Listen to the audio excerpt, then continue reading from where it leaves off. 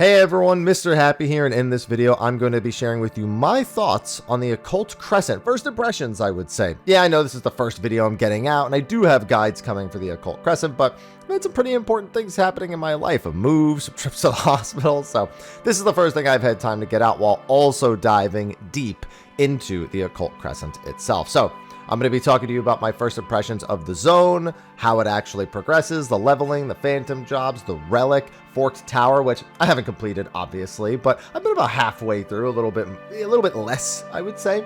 But yeah, I'm ready to give some first impressions on that and see what I would like to see them keep doing going forward, what I'd like them to change for the second zone, or even in subsequent patches, etc., etc. So first, for those of you who are not inundated with everything in Final Fantasy XIV, the Occult Crescent is the game's third, I guess technically fourth, field operation, followed by following Eureka and Bosia from Stormblood and Shadowbringers, and if you want to get really technical, the original version of the Diadem.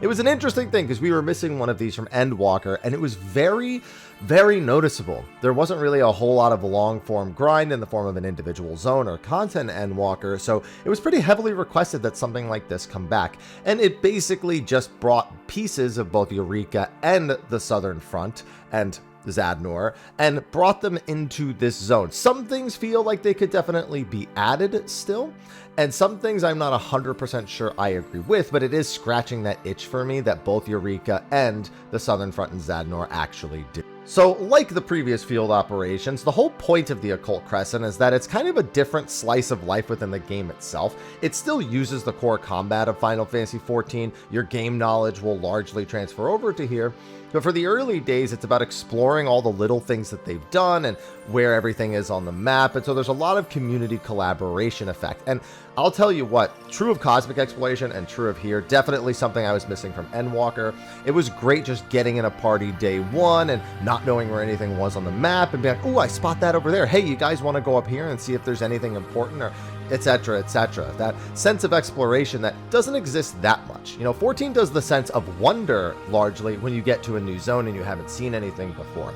But the knowledge that it's kind of going to go on the rails takes away from the sense of exploration, and that's one of the big reasons why these field op zones are really important, especially to some of the older heads like me. When you enter, you're given a handful of quests to get you inundated. You're given warning text, which, you know, is becoming a more and more common thing when it comes to these different styles of content that Final Fantasy XIV does. And after that, you're pretty much just told to go out and explore. I mean, even the story itself just says, hey, you need to go find some field records and discover things around the map before you're allowed to progress. And so you got to go out there and find survey points and beat bosses to try to get notes on everything. And you end up needing specific notes, but you don't know which ones right away. So right on day one, everyone's like, oh, I found a survey note over here. Oh, cool. Everyone could go grab it. Oh, hey, does anyone know where this is? There's this, again, this whole huge collaborative effort. All the meanwhile, people are also trying to level. Now, while we are level 100 in here, there are two separate leveling systems on top of that. The first is your knowledge level, which is really your true level of the zone. So when you're level 100, but your knowledge level 1, you're kind of just a baby in there. If something's knowledge level, 4, 5, 6, it's going to kill you. But you can level that all the way up to knowledge level 20, and as you go, your character just gets, on average, stronger throughout the zone, so it can deal with the threats, avoid aggro, etc., etc. Now, knowledge level, they made it a little less important here than it was in Eureka, but it's about the same as it was in Bosia. It's closer to how it functions in Eureka, but not as important, which means that it feels more like the ranking in the Southern Front. It's kind of this weird in-between. Basically, while increasing your knowledge level does technically make your character stronger relative to the zone, at some point it equalizes out, and even killing mobs that are way under your knowledge level doesn't really get any faster. You're just really at no threat, and you can kill a lot of mobs all at once really easily. And that's actually important to the way that the zone and its progression is balanced, since since farming low-level monsters actually does have some tangible benefit, so that you're not forced to only be grinding on stuff that's about your level or higher. It just depends on what your goals actually are. So in that regard, knowledge level is okay. I prefer to have some sense of progression in the zone that gives me that sense of danger. When you are any resistance rank in Bosia, you're really only looking out for certain enemies, the starred enemies, as they're the only real threats, because the resistance rank level wasn't tied to your actual in-zone power. Whereas this is. So like there's that sense of adventure and exploration early on where you can try to avoid aggro and discover the map and again, all that other stuff. So I really enjoyed that aspect of it, even if knowledge level itself doesn't really have that much of an impact on your power. The bigger impact comes from all the other systems outside of knowledge. For example, we have phantom jobs. Phantom jobs are basically like secondary jobs that we equip to our main job when we're in these zones. And it gives us access to a handful of bonus abilities and traits that, depending on the combinations, could do some pretty wild stuff. And in ways that I don't think most people really think they would on the surface. For example, Phantom Monk has a kick ability where they'll lunge towards the target and then for the next 40 seconds they get a damage buff. That stacks up to 3 times. It's basically like the kick version of Grease Lightning. And so you can get up to a 27% damage buff when Phantom Monk is at max level, because yes, you do have to level each of every individual Phantom job separately on top of your knowledge level. So almost any job likes that, right? 27%. But another thing that it has is the ability to restore its MP. So black mages can go sub Phantom Monk, get an extra 27% damage buff, and use that bonus MP restore during their fire phase to get extra fire cast. So there's like those really interesting combinations that you can do. Tags can go Geomancer, and I believe they can give themselves a bell that when they're being hit, they get a stacking buff that gives them up to 40% increased damage. So there's all sorts of little effects like that. There's things that have very specific interactions, especially when it comes to the raid later in the Fort Tower. Some jobs are made seemingly exclusively for that, or almost exclusively. But they still have some uses on the outside that end up being really good. So I've had a ton of fun messing around with the jobs, and the job unlocks you have to do all over the map. You have to farm silver pieces for a few, gold pieces for a few. Some of them come exclusively from fates, so you can kind of hunt down specific things, and as you level them and master them, you gain a permanent stacking damage and healing buff. So if you keep mastering jobs, your character keeps getting stronger and stronger and stronger in here, on top of the Phantom Freelancer job getting access to some abilities, which we assume will continue on as they add more jobs and add the second zone in later patches. So again, really enjoying that sense of progression, of hunting down the currencies. And honestly, if you're somewhat efficient, almost anything in the map is about equal in terms of progressing your character. And it's just a matter of what currencies and what items you really want to farm or you're aiming for. It's a little bit different. You know, some of them don't really reward much in the way of EXP, such as treasure hunting. But then things like chaining mobs with a group of people, or even chaining mobs solo with a good Phantom job setup can really progress your character at an okay pace, even solo. Another thing that they did here that also reduces the effective knowledge level, but makes it so that everyone feels like they can kind of get involved all around the map. 1, Aetherites. Any level can get them. They learned that lesson from Eureka, thank goodness. Same with Bozia. Technically, you know, you're not locked by your knowledge level to any part of the zone other than the danger of getting there against the stronger monsters. But what they did with the fates and the critical engagements, which are critical engagements are just bigger fates, realistically. They're like locked away special boss fates. They made it so that any level can do any of them. Basically, it kind of syncs everyone's knowledge level to like the same value. So your knowledge level just doesn't matter at all inside of fates and critical engagements. So you can go to any of them around the map and participate in everything right from the get-go, which is a great leveling method if you're brand new to the zone. If you're solo, you can look for a group that's doing CEs, and then you can just pop in, even if it just doesn't end up mattering. Like the level difference between characters is a non-factor here, like it was in Bozia, while the knowledge level progress exists like it does in Eureka. So again, they hit that kind of nail on the head. The only complaint some people have is you have to actually run to every fate and critical engagement. That's largely because the way people did Bozia. People would just sit in base and wait for things, and while you still technically can do that, at the very least you do have to leave and get there at some point. So you're really encouraged to be out on the map at all times, either chaining mobs or constantly zipping between the fates and critical engagements, or they just want you out and doing things. And for me, that's working, because I'm literally just kind of hopping from objective to objective. Like, oh, I'm near a silver chest. Let me look for a silver chest. Oh, there's a mimic around here. Let me grab a mimic. Oh, there's the special fate with the pots. The pots can lead me to the thing. And then while I'm there, I don't know. Maybe it's just because I really like running around the map and finding objectives and just constantly making progress. But like for me, it's really exciting. So I've had really, really good experiences across the board with all of those systems as a whole. But, you know, obviously it's not perfect, but I'll get into that in a second. But man, it feels good. It feels good to have an exploration zone after not having a new one for quite some time. Now, while that's all fun and dandy, I do have some concerns and or criticisms about the zone. I don't know if I'm being petty with some of them, and and some of them maybe are maybe a little bit more logical. But let me just kind of rattle a few off. So I mentioned the treasure hunts, like there's treasure chests all over the map. They respawn as you open other ones and as you kill mobs, and it's again, I really enjoy doing that. The rewards are a little bit weird.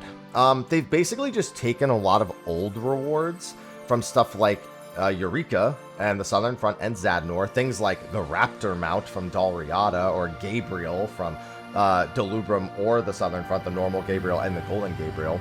They've taken things like the Petrol from Hydatos and the Elthers from Pyros. They've taken like most of the rewards from there, plus rewards from other locations, old rewards again. And they just kind of stuck them into a lot of the chests. There are unique rewards here as well. There's furniture, there's a new mount, there's new hairstyle, new like there's all new stuff too. But the fact that a lot of that old stuff is there, I kind of don't like. Like, don't get me wrong, it's not going to remove the reason to do Eureka and the Southern Front or Zadnor, but I'd rather those things had stayed a little bit more sparse. I feel like having more sparsity by having old content retain value because of its rewards is something that's a little important. Fortunately, when it comes to Delubrum and when to BA, these things aren't really a concern. So there's not like an expectation, oh, no one's going to do it anymore. Plus, people still want the relics and whatnot. But, you know, I kind of enjoy just going back to the old zones and AFKing and doing treasure hunting occasionally. And this kind of means that the markets for those things are going to be really deteriorated. So I think they may have gone a little too far with the value of the rewards that they reached back and grabbed from the older zones. And the new rewards themselves are good, at the very least. But yeah, that's one minor complaint. Another one, some of them are just so minor for me. So I didn't get into Forked Tower at all because I was going to save that for after the zone. But Forked Tower's entry is a lot like Baldessian Arsenal. If you've never done Eureka, the way Baldessian Arsenal works is about half an hour into an instance opening, a brand new instance, the weather changes and a boss spawns. And when you kill the boss, anyone who killed the boss can use a portal to get into BA. There's an extra layer to it, but no one really engages with the extra layer. They just kind of skip it and wait to enter the portals. Here, about 30 minutes after the zone enters, the weather changes and the pedestal and podium in the middle lights up. If at least 16 players place one Sanguine Cipher, at least one Sanguine Cipher each into the pedestals, then after 5 minutes, it'll do like a 30-second countdown, and then up to 48 people in the pedestal will be zipped away to the Forked Tower. Now, that in theory works, but there's a few things that made it was a headache for Eureka too. The biggest headache is that pre-mades exist for this, and they need to get up to 48 people into an instance. And doing that all at once sucks. There's no way to queue into an instance as 48 except for Delubrum Regine Savage. So you end up just getting, 6 parties of 8 together and timing your queue and then seeing if you all got into the same instance. And if you didn't, you got to back out, wait a few minutes, try again. That's annoying. Like, I get that you want the raid to be in the zones. And it's a difficult raid too, so it's not like CLL and Dalriada where you're just going to pick up pugs and everything's going to be okay. It's got its own set of rules. But yeah, the problem is the zone's only 72 people, so there's a lot less space. With Eureka, it was 144 people to a zone. So getting 48 people in the same instance was not as tough, even if it meant you were more likely to have people who might like snipe a portal and take a spot from the pre-made, because realistically, the pre-mades don't have any ownership over the entry. They're just the best method in that current moment of getting clears, so sniping the portal kind of works against them and you at the same time. It's kind of this like weird like handshaky thing where you're just kind of hoping nobody messes with you and you're trying to enter, but it is what it is. And it's just kind of annoying. Like if there was at least a way to queue into one zone as 48 people all at once, I think nobody would care. Like if there was a Delubrum Regine similar like PF option and it said Occult Crescent and it went up to 48 people and then you could queue in as 48, that would be fine. Yes, it would take up a large portion of the instance, but it'd probably open a new instance and then some people could flood into it and then they would be fine to do whatever they want on top of that.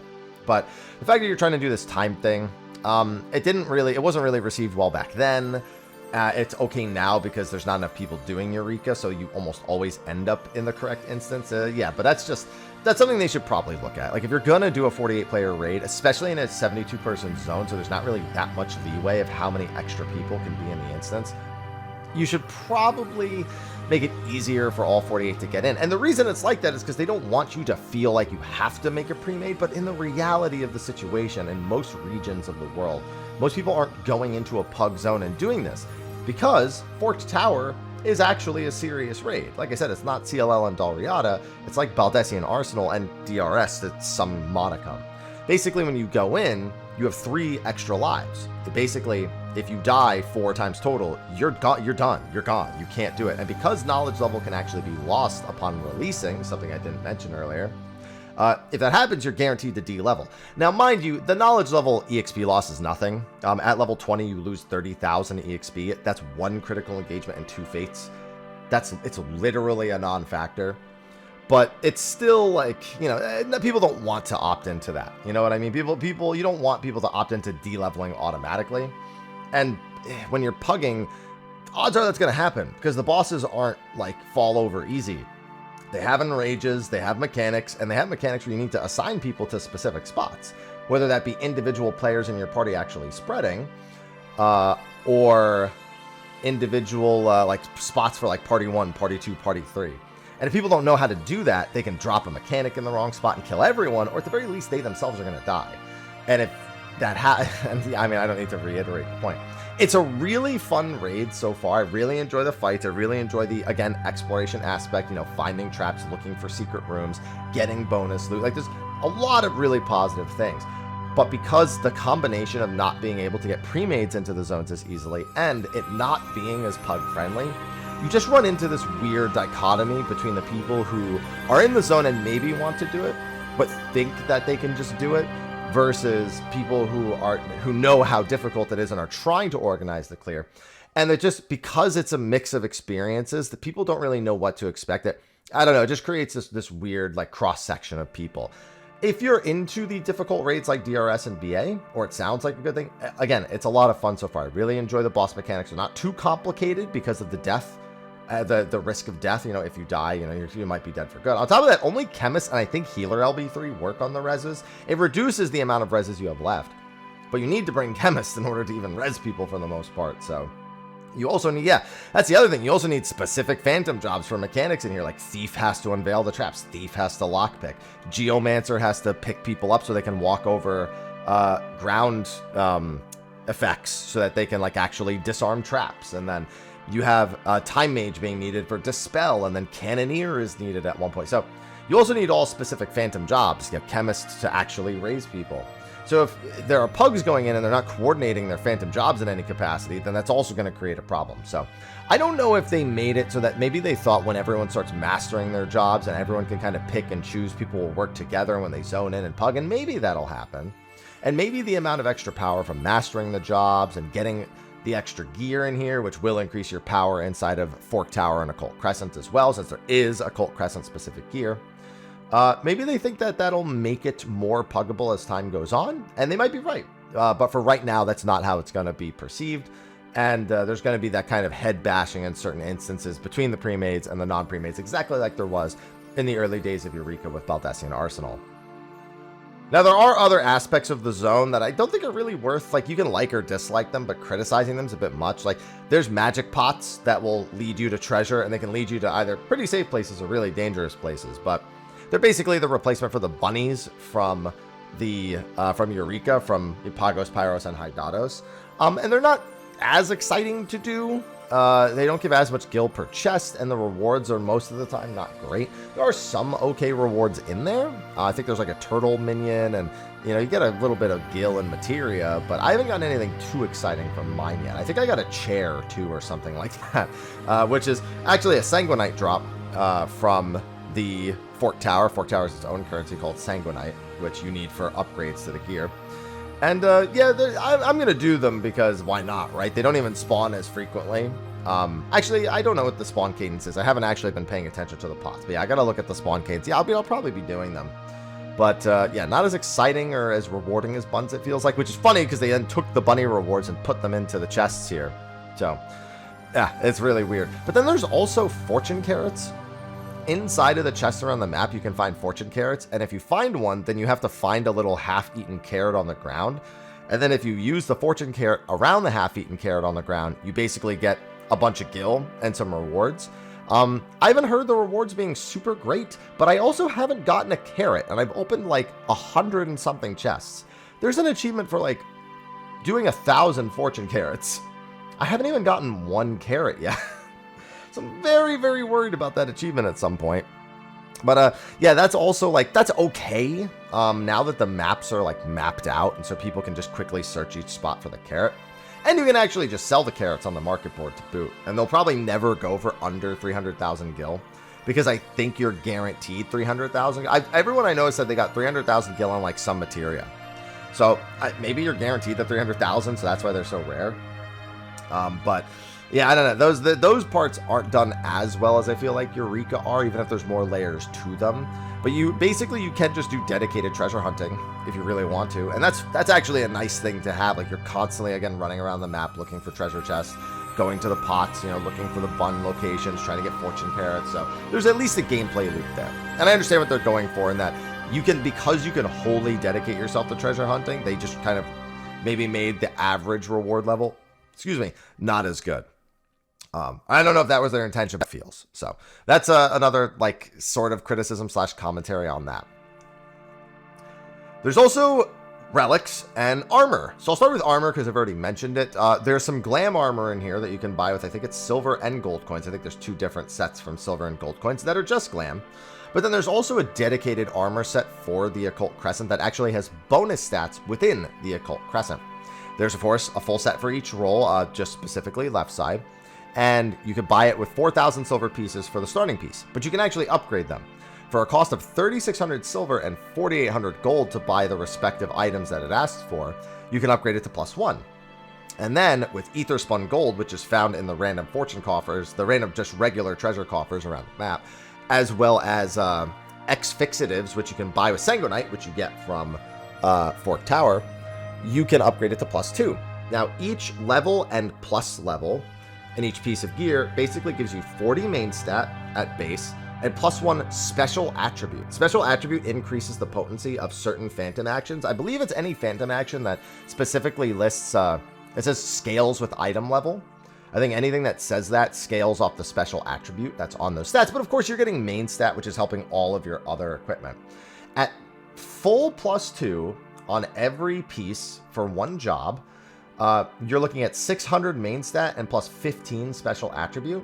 I don't know if they're 1% increase each or if they're more, but yeah, I mean, it's going to add a bunch of damage to certain phantom jobs. It's going to add a ton of overall damage to you, since it's giving you a ton of main stat. And all the while, you're also getting the mastery stat, which is boosting your damage and healing even more. So compounded, all of it adds up pretty well. That being said, the armor is a scary high amount of grind. Now, I'm okay with that, but a lot of people won't be.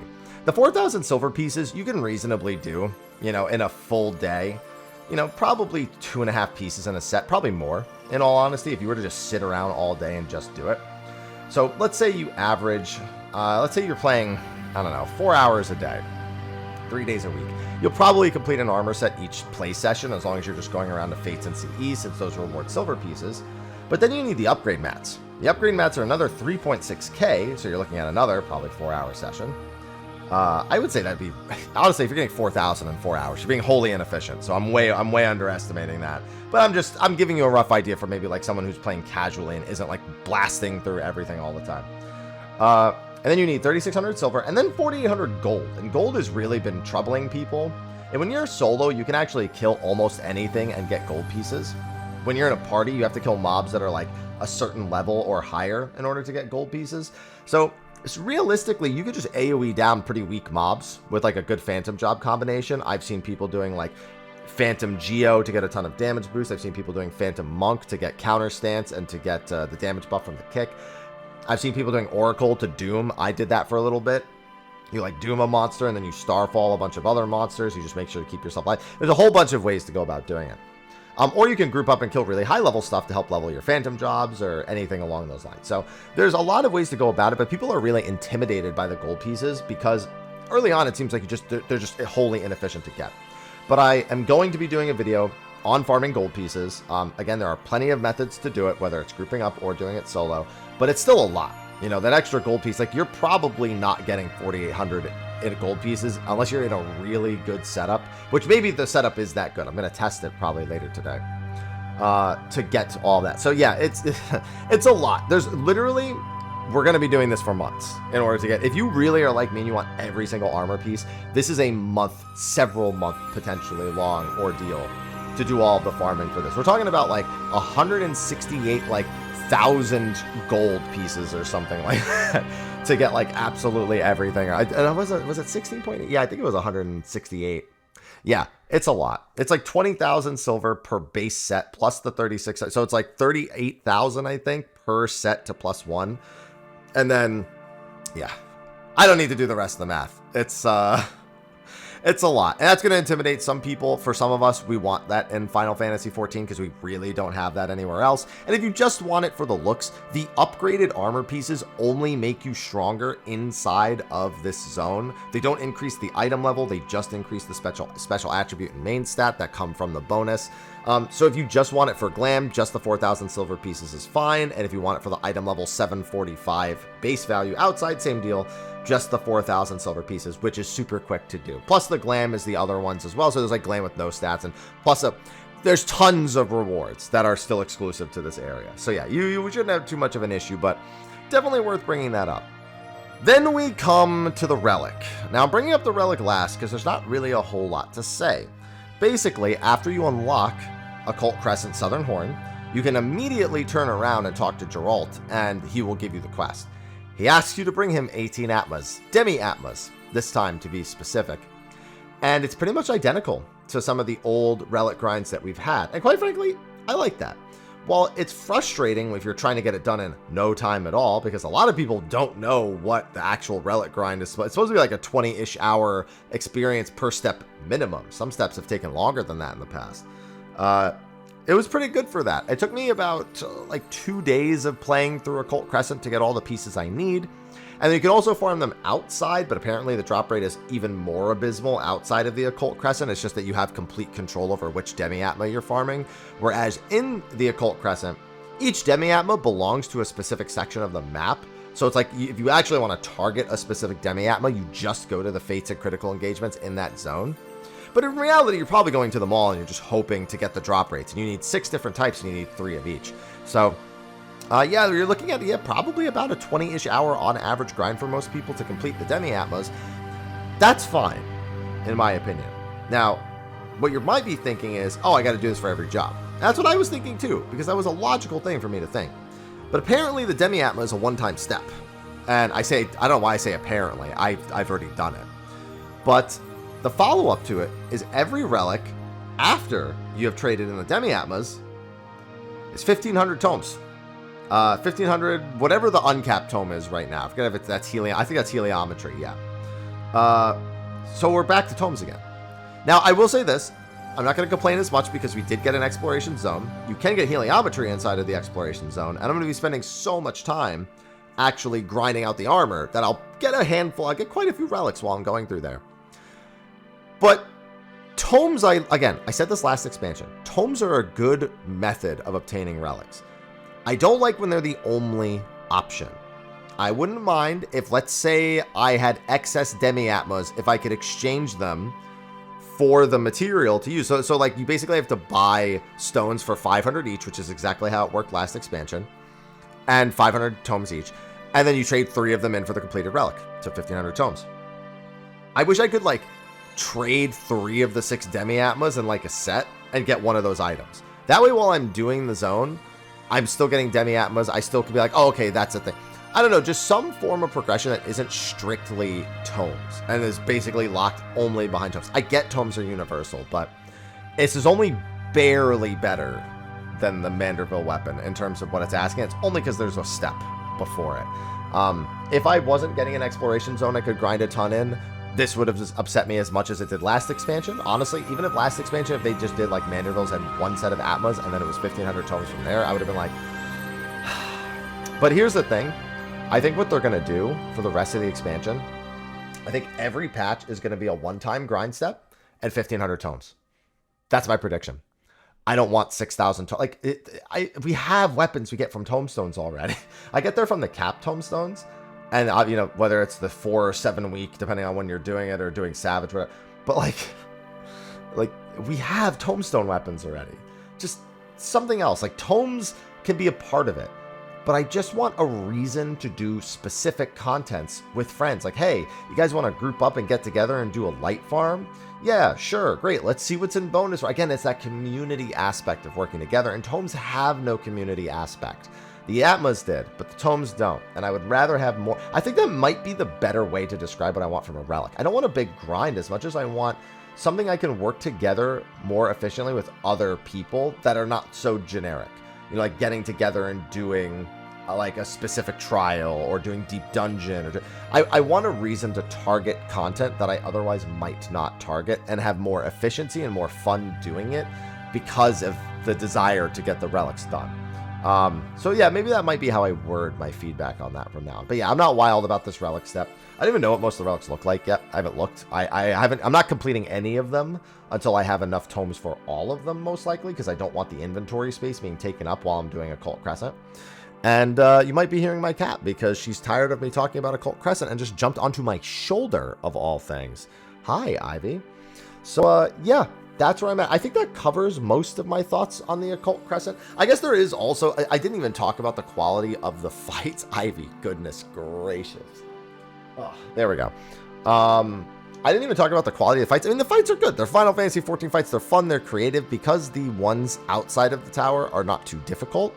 They're a little more creative. There's one where you have to buy items with Gil from a turtle by picking up bags and bringing them to a specific spot. There's like rotating AoEs that are really fun to read and dodge. There's a lot of running around. They're very active and they're very fun. They're very thematic. And I, again, think they just knocked it out of the park with the fight design on most of them. Inside the Fort Tower also, they're doing a really, really good job. They're not super difficult, but they are a lot of fun. And they're about the difficulty that I would have expected them to be. So yeah, I mean, that's why, again, I didn't really comment on it, because the overall design, I actually think, is done really well. Even some of the basic fates have got some real teeth to them. So thumbs up. I mean, Dawn Trail fight design has not been a huge problem. There's been a few things where I feel like they slipped up, but the overall quality has been way higher, so I shouldn't really be surprised. And I'm not. So there's that. Overall, though, Occult Crescent, solid entry into the field ops. It may have a few shortcomings and a few things that I think might be overdone, like the loot from the chests, but it gets a thumbs up for me. I'm having a really good time, and I'm definitely going to be spending quite some time going through it over the next several months, getting all the Phantom jobs leveled, getting all the gear, getting all the upgrades, etc., etc. Anyway, that is going to be a wrap for my first impressions on the Occult Crescent. I will be doing some guides. It may take a few more days before I get them done. My schedule is just really busy since the move, so I'm just trying to make sure that I get everything I need to get done, and then I can get back to some more regular releases where I schedule, record things, guides, thoughts, all that stuff. You guys know what the channel's been doing already. So thank you for watching. Be sure to like and subscribe, and I will see all of you in the next video. Until then, take care.